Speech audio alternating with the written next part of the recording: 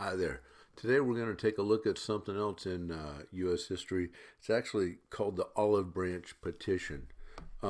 Let's do a quick review. We're still in the year 1775.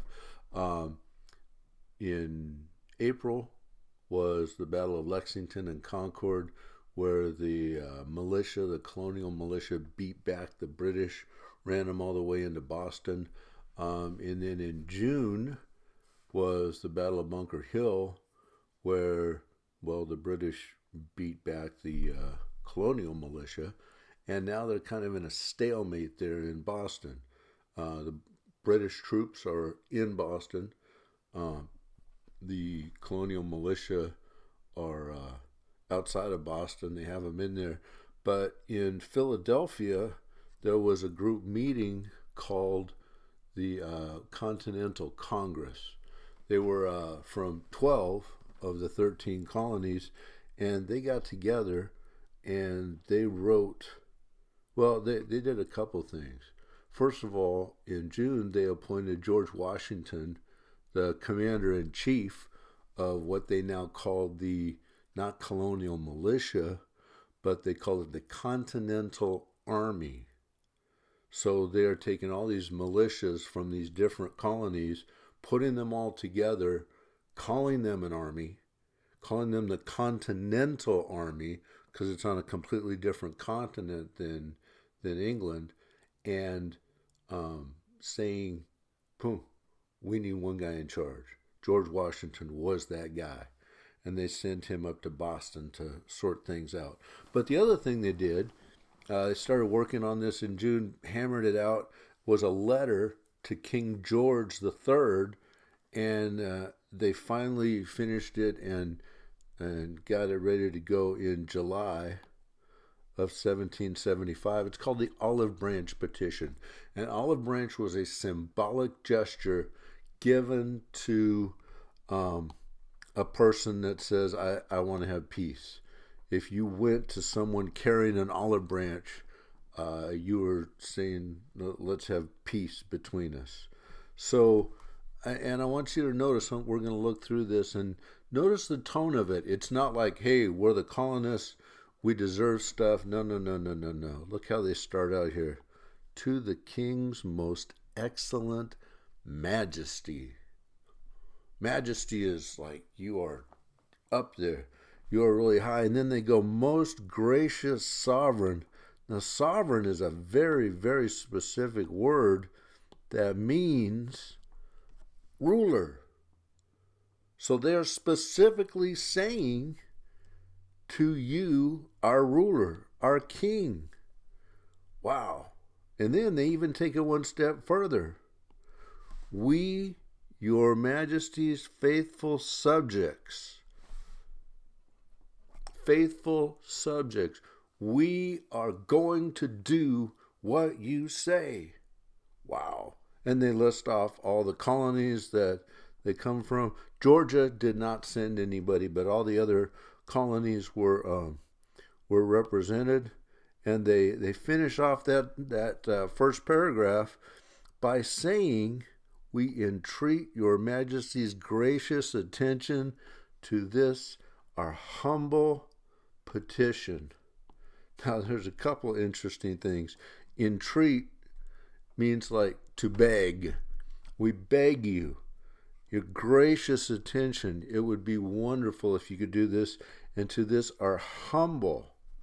We're coming humbly. We don't deserve anything. And petition is we're asking for something.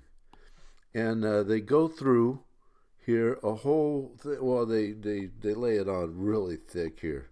The union between our mother country and these colonies is so great. It's awesome. It's the envy of other nations. Other countries look on and go, wow, the colonies in North America and the British who own them, they're tight. Nobody can break them up. And the people who are against them realize that there's no way that they can be broken up. Like I just said. Oops, come on. Sorry, I'm having oh, there we go. I'll scroll up a little bit. So they kind of laid this on, well, in my opinion, a little thick. But then they talk about at the conclusion of the late war. Now, I don't know if you remember, we talked about the French and Indian War went from 1756 to 1763. Yeah. And the British and the colonists, well, the colonists were British Army and the colonists, colonials who signed up, fought and defeated the French and the Indians. And they said, wow, this was a great thing. Remember that? Remember that, King? It was glorious and advantageous. It was wonderful. And again, here we go that, here we go that phrase they use again. Loyal colonists. We're loyal. Remember, we contributed. We helped out. And then all this stuff, remember.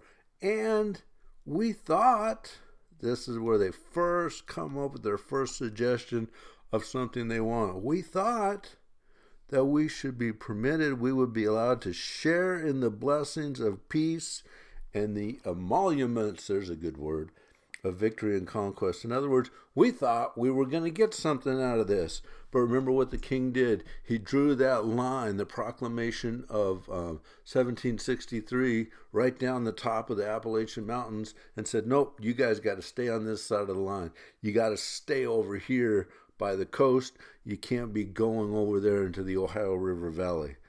So, wow. But they said, well, this is what we thought we were going to have. But we didn't get that. Remember? Well, they're just reminding the king. Again, still being kind of humble. But they do say, well, we were alarmed by a new system of statutes and regulations. Now they're talking about the intolerable acts, the taxes, the things that they didn't like, that Parliament was passing on. But they blame Parliament right in here. They place that squarely on Parliament, not on the king. Remember, they're addressing the king here. So anyway, a few other things. Let's go on through this. I love how they say this. We shall decline. We won't even talk about all these things by your ministers. In other words, the people that the king has appointed to come to the colonies. We won't even talk about how terrible they were. But then they go on and talk about it. Oh, look, they did this.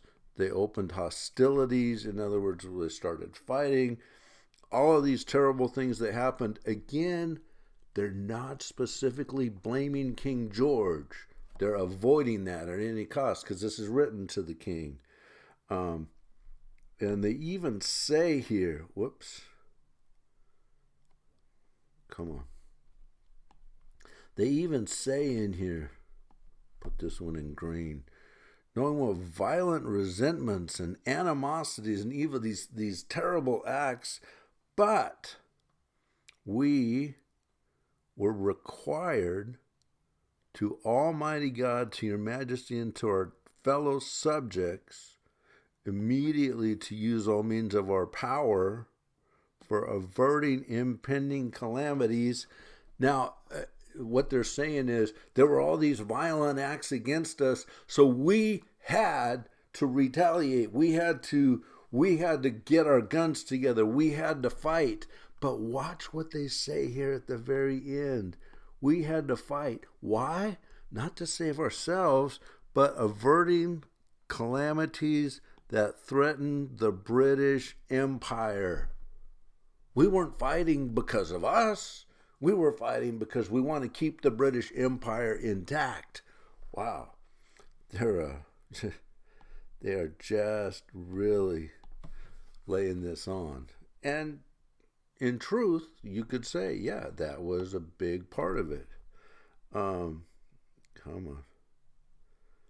And then they start asking for specific things. And basically, without going into a whole lot of stuff, in this whole part in here, they are basically asking the king to, look, lay off. Let your ministers go a little lighter on us. Let's not fight each other anymore. All that stuff. Let me get rid of that. Just pull out a couple of these little things here, because there's a lot of words and a lot of stuff here that they're asking for. But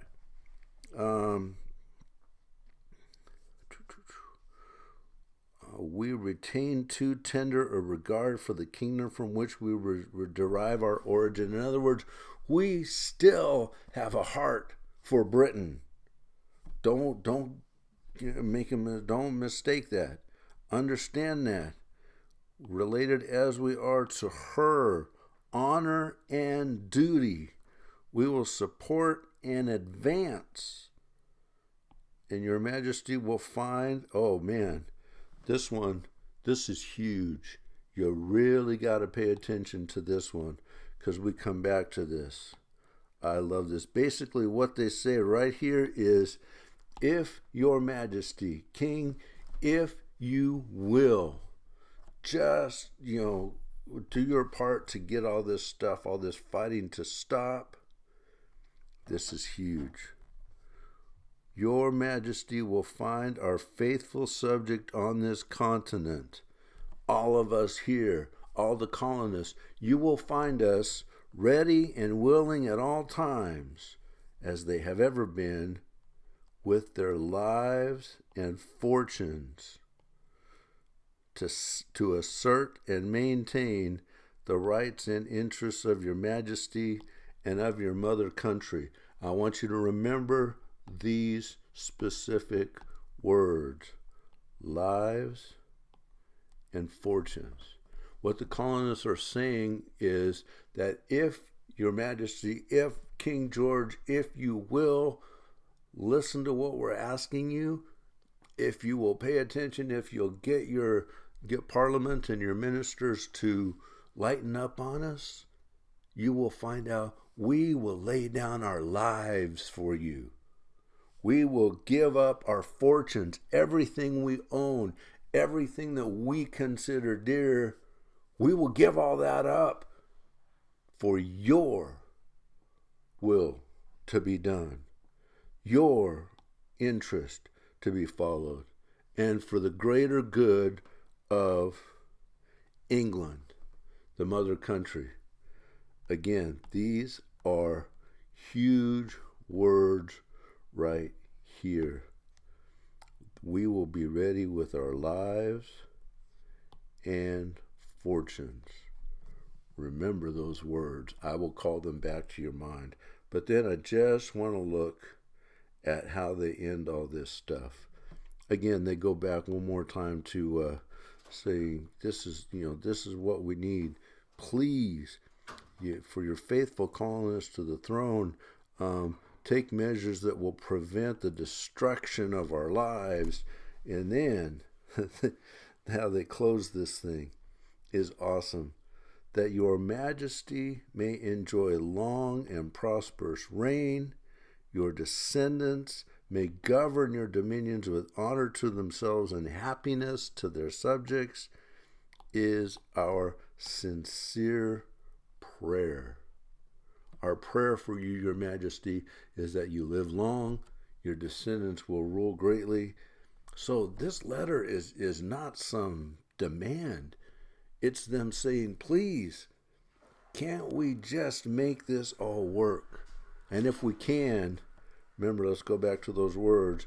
You will find us ready to give our lives and our fortunes. July 8th, 1775, Olive Branch Petition.